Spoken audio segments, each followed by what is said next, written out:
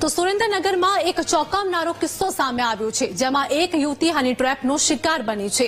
5 શખ્સોએ મળીને યુવતીને બ્લેકમેલ કરી અને તેની પાસેથી 9.45 લાખ રૂપિયા પડાવ્યા હોવાનું સામે આવ્યું છે। આરોપીઓ યુવતીના ઘરમાં ગેરકાયદે ઘૂસીને મહંત સાથેનો વિડીયો બનાવ્યો હતો।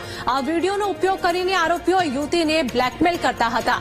યુવતીને હથિયારથી ડરાવી અને માનસિક રીતે હેરાન કરીને આરોપીઓએ તેની પાસેથી મોટી રકમ પણ વસૂલી હતી। આ ઘટના બાદ યુવતીએ હિંમત બતાવી અને પોલીસમાં ફરિયાદ નોંધાવી છે। પોલીસે આ મામલે તપાસ શરૂ કરી છે અને હર્ષદ સારલા, વિરલ સારલા, રોહિત કોરડિયા, રવિ ઝીંઝુવાડિયા અને શૈલેષ અઘારા વિરુદ્ધ કાર્યવાહી હાથ ધરવામાં આવી છે। Surendranagar city B division police station વિસ્તારમાં જે એક ફરિયાદી બહેન રહે છે, તેઓ અપરિણીત છે, લગ્ન નથી કરેલા અને તેમના પિતા ગુજરી ગયેલા છે અને માતા વયોવૃદ્ધ છે। તેઓ છેલ્લા 40 જેટલા વર્ષથી એક મહંતની સેવા ચાકરી કરતા હતા। આથી આપ જે મહંત જે છે તે તેમના ઘરે અવારનવાર આવતા રહેતા હતા।